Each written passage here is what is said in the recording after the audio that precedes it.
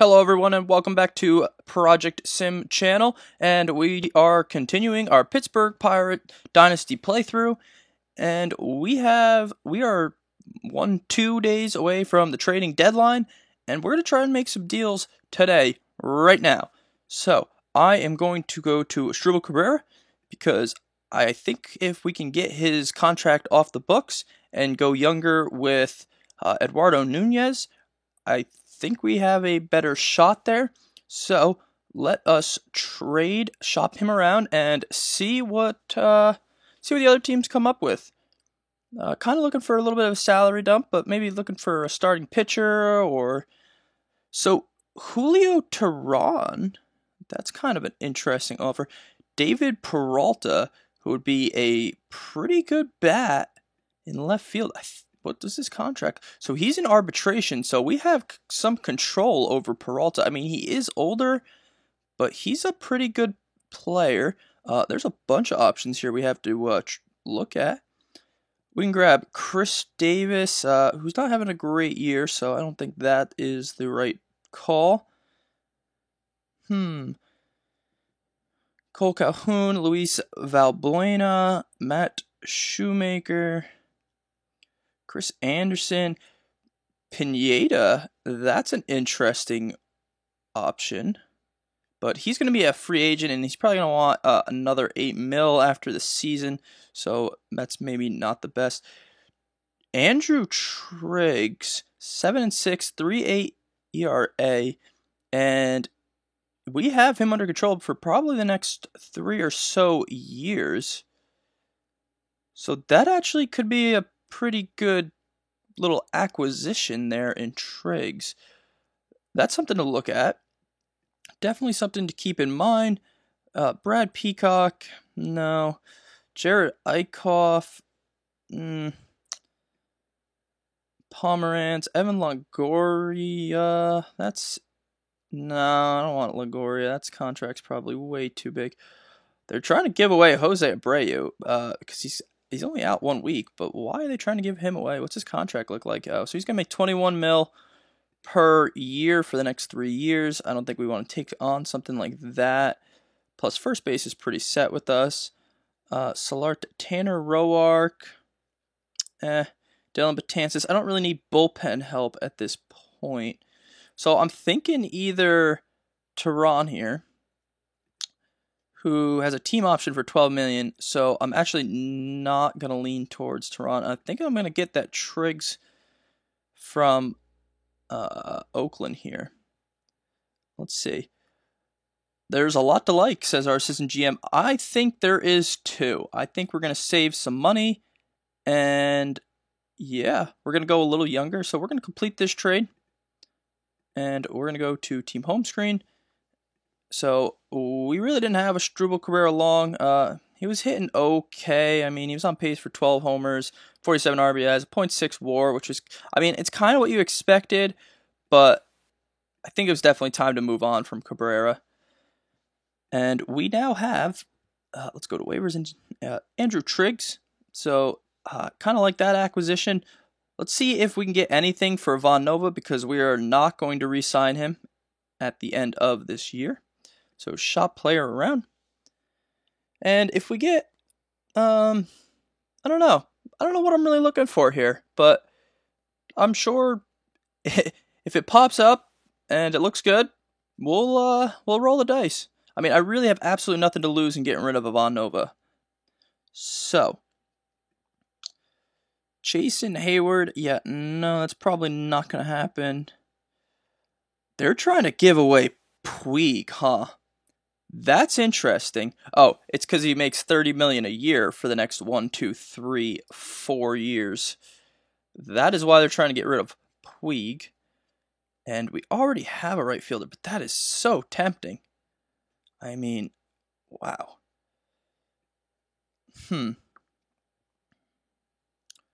Mike Minor, absolutely terrible.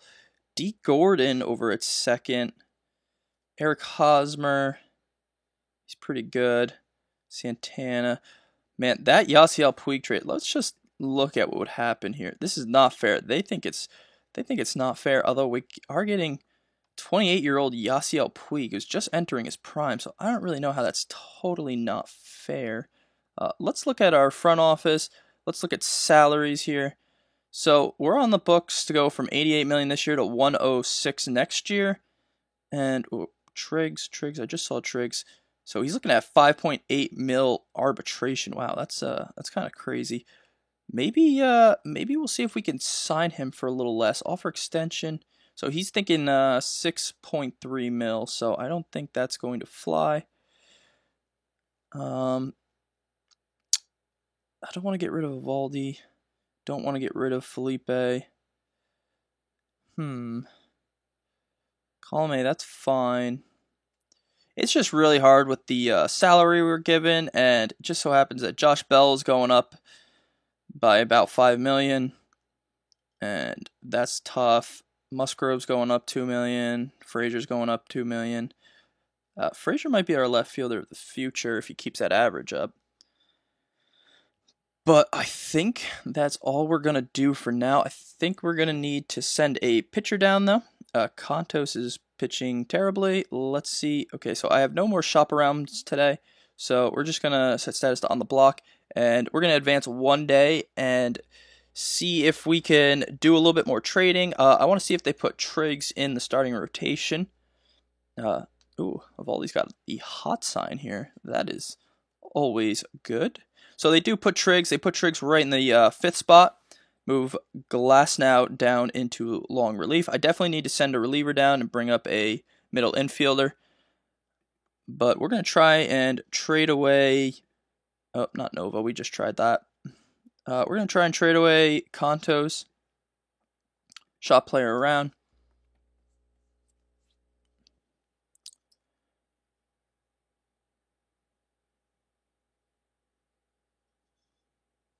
Alright, so they are offering us really nothing great. The best option I'm seeing here is 31-year-old Brian Shaw, who's an okay reliever, and he's making way too much money for us to take on.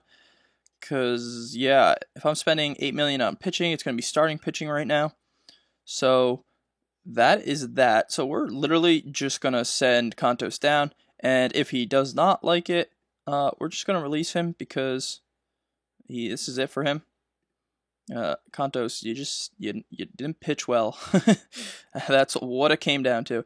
And we need to bring up a middle infielder. Has Eric Wood. He can play first, third, and left. Not really what we're looking for. Bostic. I guess we'll bring up Kramer here. Place on active roster. Alright. So we're going to advance one day, and you know what? Actually, let's check out the trade block, because I just want to see what's out there. So they're saying Britton's out there or Arenado. That'd be a crazy acquisition, let me tell you. We're going to do this by overall. Justin Turner, Carrasco. Jeff Samardzija. Samardzija looked pretty good. He's having a pretty good year.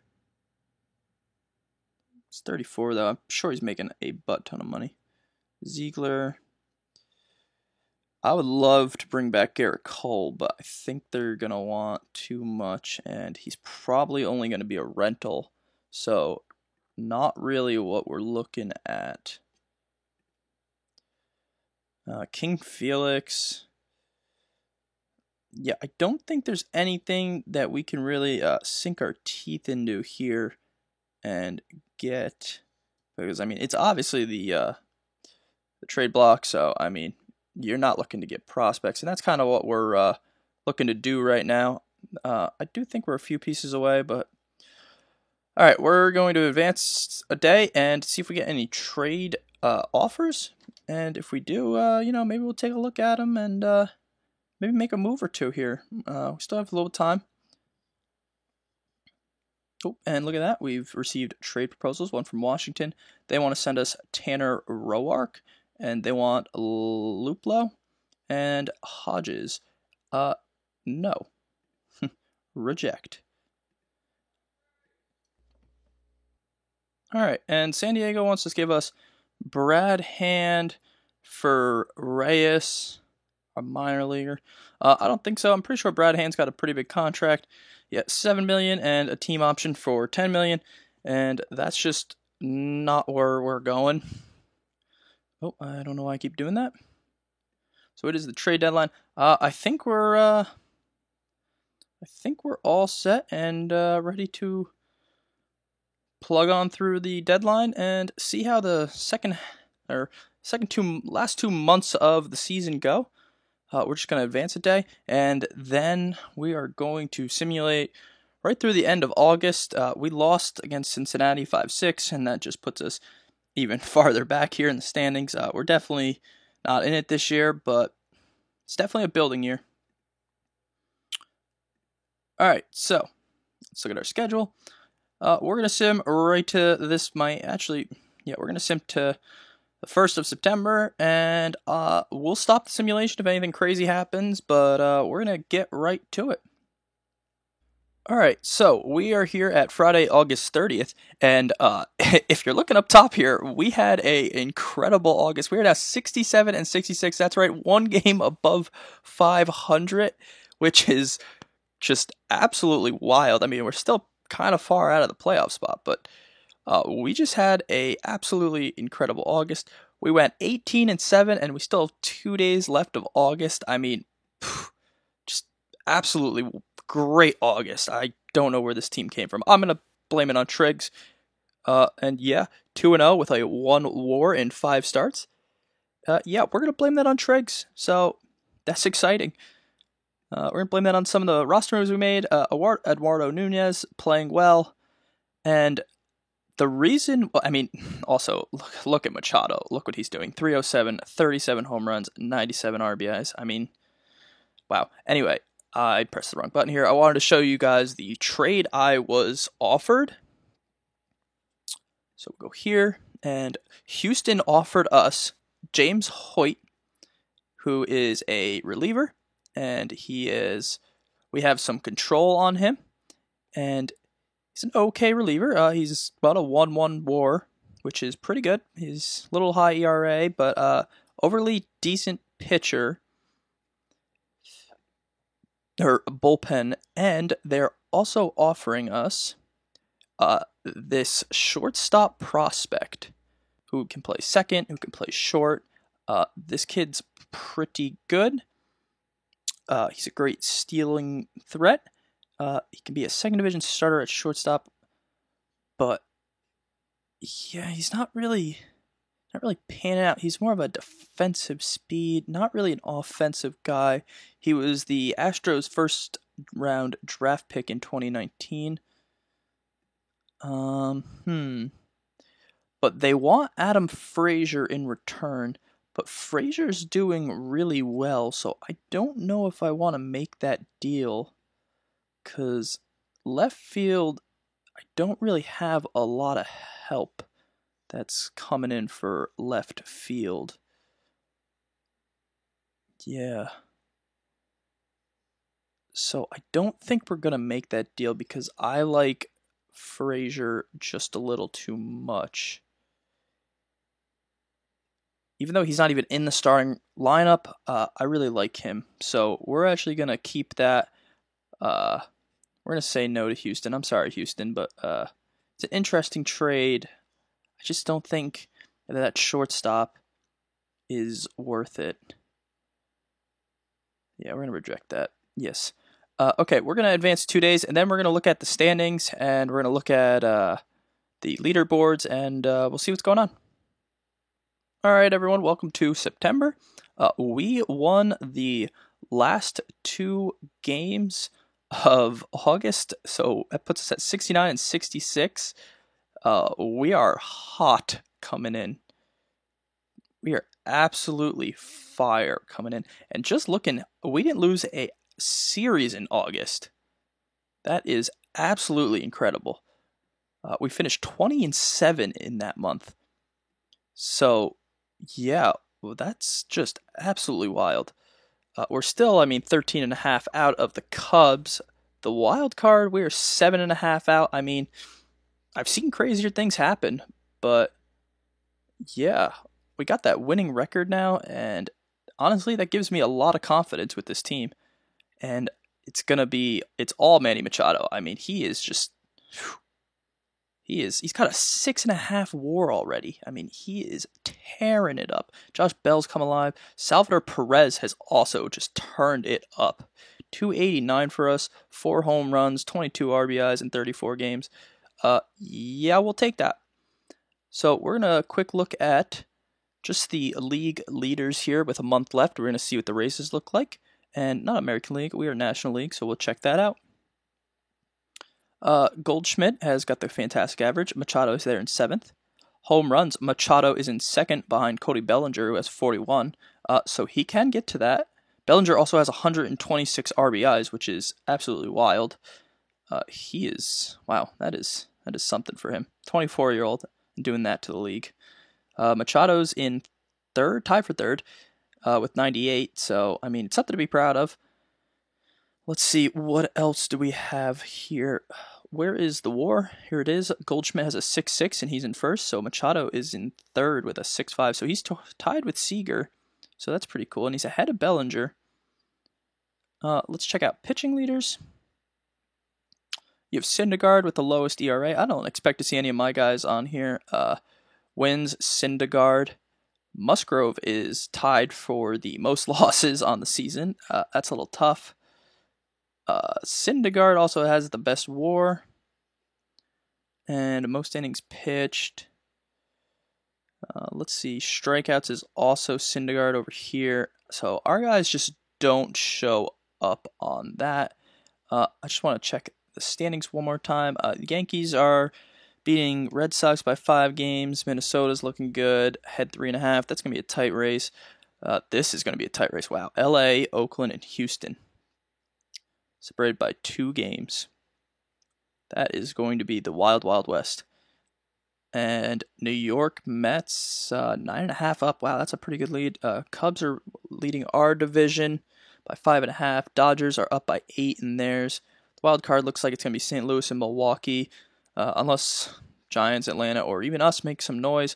But we're going to see what happens. We're going to sim through September, and I'm actually going to bring back up Mitch Keller.